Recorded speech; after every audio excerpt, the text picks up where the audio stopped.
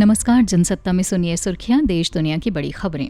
15 अगस्त को देश 77वां स्वतंत्रता दिवस मनाएगा। इस अवसर पर प्रधानमंत्री नरेंद्र मोदी 10वीं बार लाल किले से देश को संबोधित करेंगे। इस दौरान सुरक्षा के भी पुख्ता इंतजाम किए गए हैं। 10,000 से अधिक जवानों को तैनात किया गया है। इस बार स्वतंत्रता दिवस के मौके पर 1800 खास मेहमान मौजूद रहेंगे।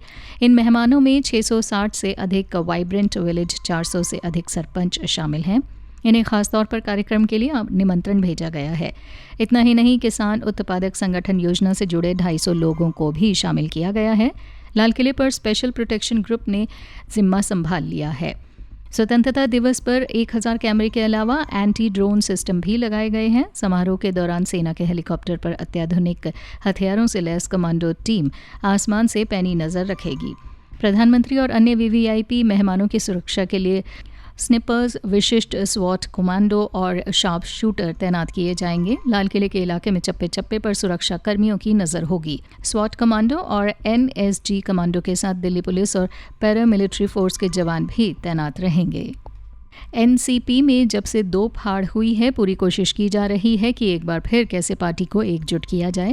उसी कड़ी में शनिवार को शरद पवार और अजीत के बीच में एक अहम मुलाकात हुई थी। उस मुलाकात के बाद से चर्चा तेज हो गई है कि एक बार फिर कुछ बड़ा होने वाला है। अब इस सीक्रेट मुलाकात पर खुद एनसीपी प्रमुख ने सामने आकर सच्चाई बता दी है। शरद पवार ने कहा है कि जो मुलाकात हुई वो पूरी तरह पारिवारिक थी, उसका राजनीति से कोई लेना देना नहीं। इससे इतर एनसीपी प्रमुख ने एक बड़ा बयान देने का भी काम किया। उनकी तरफ से कहा गया है कि कुछ शुभचिंतक उन्हें मनाने की कोशिश में लगे हैं, लेकिन वो कभी भी बीजेपी से हाथ नहीं मिलाने वाले। अब ये बयान मायने रखता है क्योंकि अजीत पवार एक बार नहीं कई मौकों पर सियासी खेल करने के बाद शरद पवार को मनाने की कोशिश में लगे हैं। उनकी तरफ से अजीत का नाम तो नहीं लिया गया, लेकिन निशाना वही माना जा रहा है। देश अपना 76वां स्वतंत्रता दिवस मनाने जा रहा है। इस मौके पर घाटी में बाइक रैली निकाली जा रही है। हर घर तिरंगा अभियान भी चल रहा है। इसी कड़ी में सोशल मीडिया पर एक फोटो तेजी से वायरल हो गई है। उस तस्वीर में आतंकी का भाई भारत का तिरंगा फहरा रहा है। वो आज़ादी का जश्न मनाता दिख रहा है। असल में उत्तरी कश्मीर के सोपोर में हिजबुल मुजाहिदीन के आतंकी जावेद मट्टू के भाई रईस मट्टू ने ये तिरंगा फहराया है। बड़ी बात यह है कि जावेद मट्टू पिछले 11 सालों से पाकिस्तान में है। वो वहाँ पर एक आतंकी के रूप में ही सक्रिय है और कई बड़ी घटनाओं के साथ उसका नाम जोड़ा जाता है। लेकिन जब उसके भाई ने भारत का तिरंगा जो फहराया, उसने सभी का ध्यान खींच लिया है।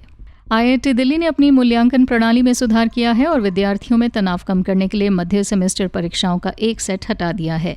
ये निर्णय कई आईआईटी में विद्यार्थियों की आत्महत्या के कई मामलों के सामने आने के बाद लिया गया है।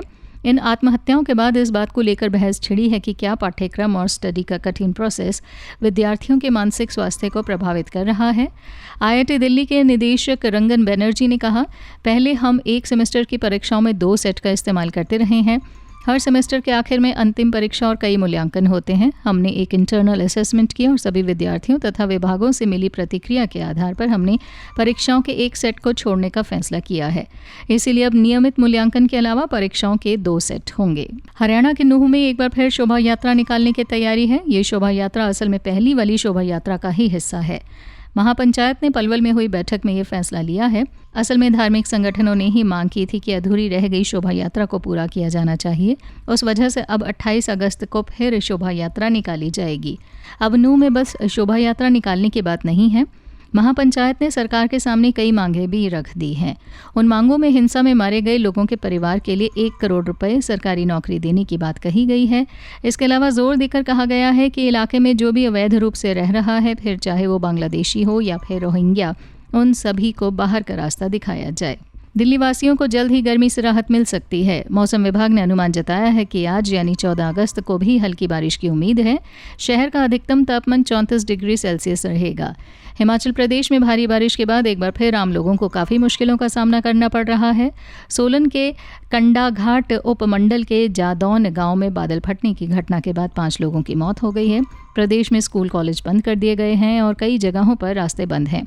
शिमला, मंडी, सिरमौर सहित अन्य जिलों में हालात बेहद खराब हैं। आईएमडी के मुताबिक उत्तराखंड के कई इलाकों में भारी बारिश की संभावना है। मौसम विभाग ने उत्तराखंड में ऑरेंज अलर्ट जारी किया है। विस्तार से खबरें पढ़ने के लिए आइजनसत्ता.com पर नमस्कार।